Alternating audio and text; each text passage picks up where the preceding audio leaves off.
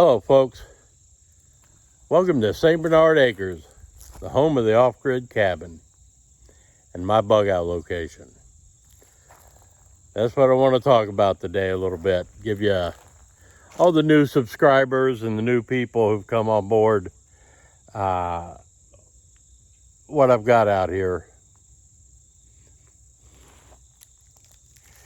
Today I wanted to give a little tour of the cabin and the property here to all the new subscribers. And the people that have been around a while, they know this. They're totally aware of what's going on. But I've got a lot of new subscribers, so why not fill them in?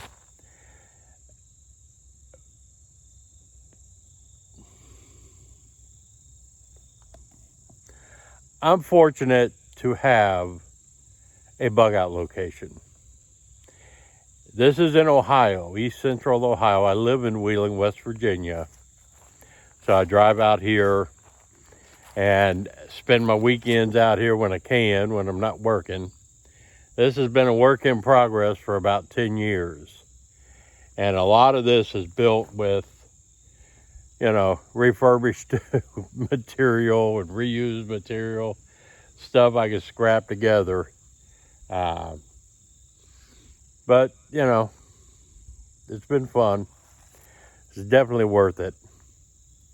And I don't think that a bug out location needs to be a lean-to in the woods to be considered a bug out location. Now, hopefully at some point, if time permits us and the shit don't hit the fan beforehand, we're going to try to build something out here to live out here permanently.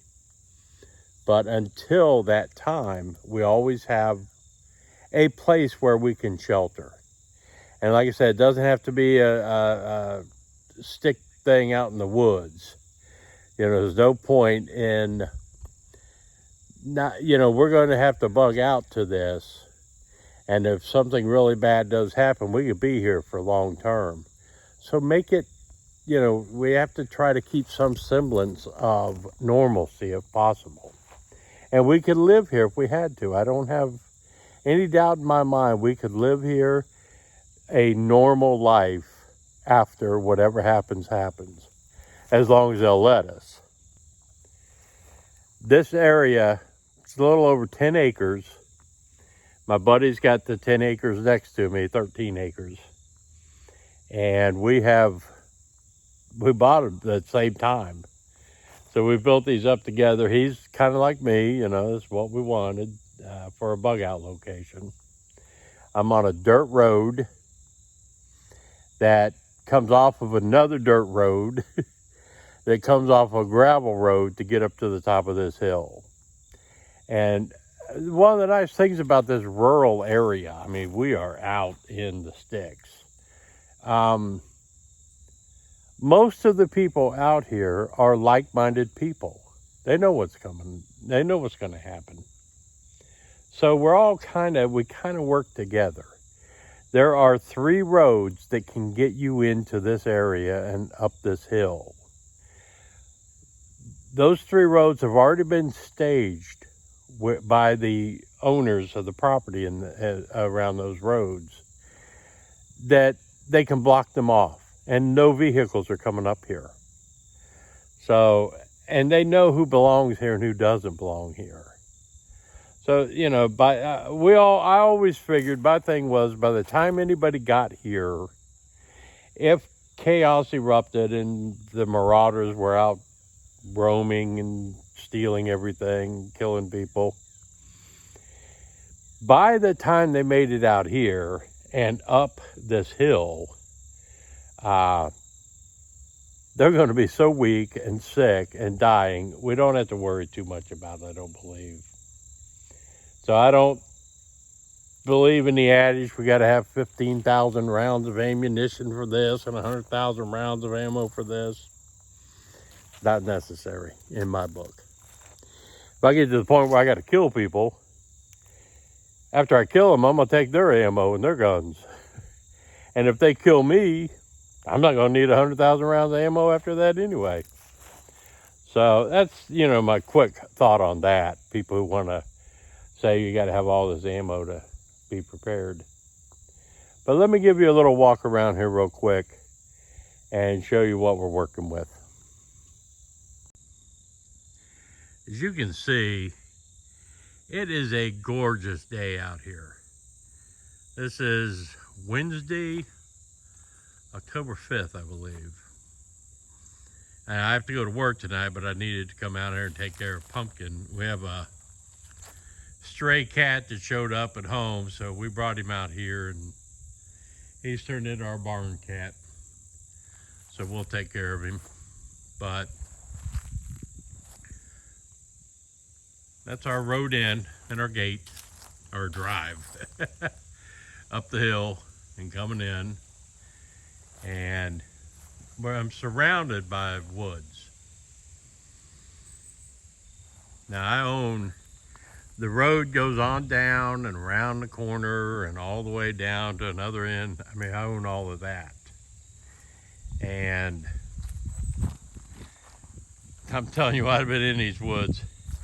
I don't know if somebody's coming up this hill, because you'll hear them screaming from all the thorns and man, it's multi-floor rows. I mean, brambles.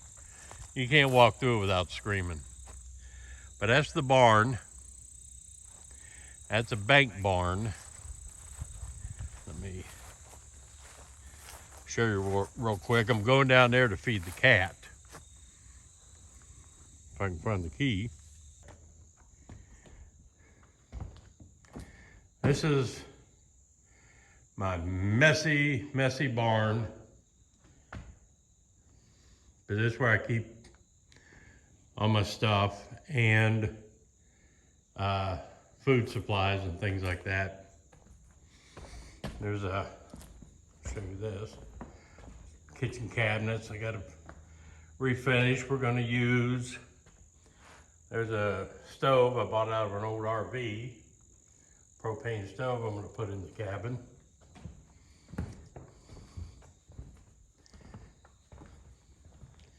This is where the cat hangs out. So it's called a bank barn because they're built up against the bank and they have a basement. Wow, what a horrible picture. Let me take you down to the bottom. This area here, when we get it finished cleared out and I get these trees taken care of, this is going to be our pet cemetery area, where everybody, I'm going to build a little rainbow bridge, and all of our pets who have crossed over the rainbow bridge, we've had cremated. And they're all going to get buried out here and have their own spot. If you come back here, I own all this back there. This goes down to a stream that is fed by a spring on the hillside. I've got several springs out here. Just have to find them all and get them identified. Bobby's half over there is where they live. The house was over there. It's got 3 developed springs. And up on the road, about 100 yards from me, is their spring box that is full of crystal clear cold water year round. So if SHTF happens, we're out here, I have a water source. So this is the bottom of the barn. This is where I keep more junk, more pallet wood, tons of pallets I've collected, extra rain barrels, just as I find things, I grab it and I bring it down here. This is going to be, part of this is going to be the chicken coop area. We're going to wall that in over there. All the walls and windows are going to be replaced. And this side over here will be a chicken coop. And on the outside of the barn, over on that side, is going to be their run. to try to protect them from the coyotes and the raccoons and whatever else tries to eat them. What I've got here is 4 250-watt solar panels, which is all I need for the cabin. I've got 6 or 8 more of these in the barn if I ever want to extend, which I will eventually have to. But that's all I've needed. That runs everything I need to run in the cabin for when we're out here. And then this area, it was going to be an outdoor shower and became firewood storage. Back here, I've set up a rain catchment system that will get me 100 gallons of water. Those are 2 50-gallon barrels. Got an 12-volt RV pump under there that does the trick. This is all wood, and this, under this tarp, I've got a giant pallet, well, 6x7 pallet that's all treated wood I got from work. It's going to be the floor for a power room. So this is going to handle all of my solar. My generator is going to be in there, and I've got it set up now where when I run the generator, it plugs in right there. I have that wired to the service panel on the inside of the cabin. Inside that white box there are my 6 batteries. That's my battery bank inside there, which has served me fine. I'm now 2.5 years or so, almost 2.5 years with those Walmart batteries, and they have been fine. Everybody thought, oh, yeah. Well, I can't afford the good ones. Those are $100 a piece, and they worked out perfectly. But next weekend, I'm hoping to get started on this power room. But that's an old shed that I tore down at home that I'm going to reuse everything out here.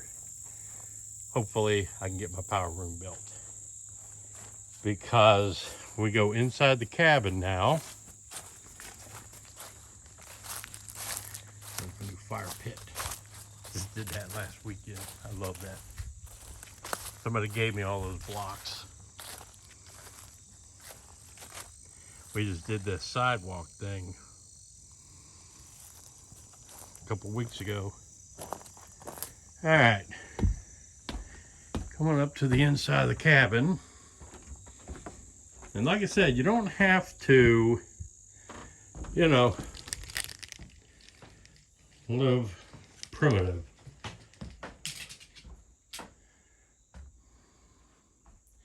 This is only a 12x16 cabin.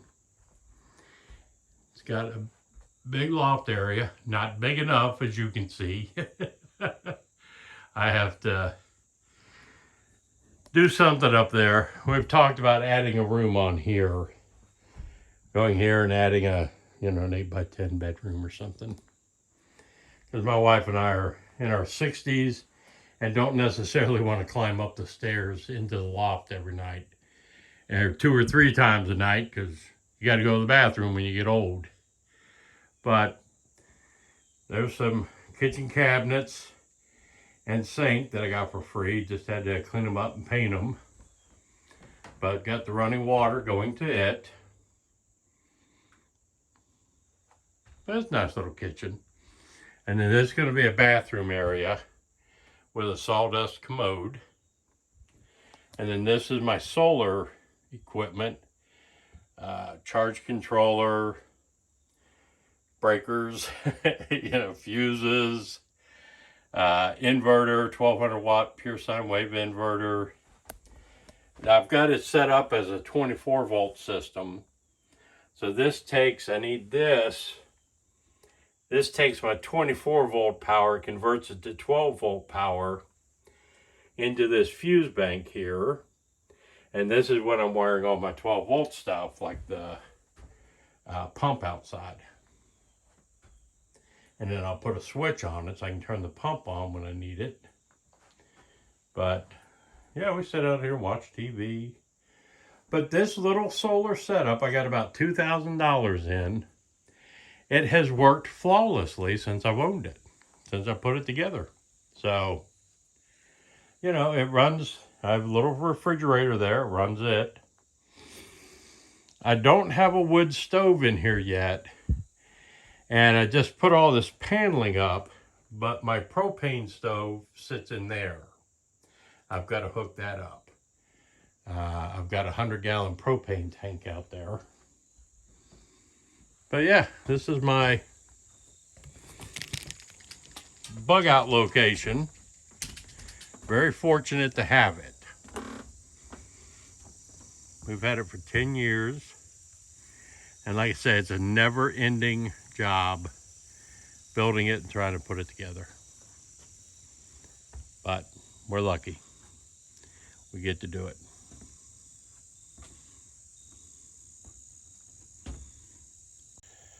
Hope y'all found that informative and enjoyed that little tour that turned into me rambling, which is what I do all the time.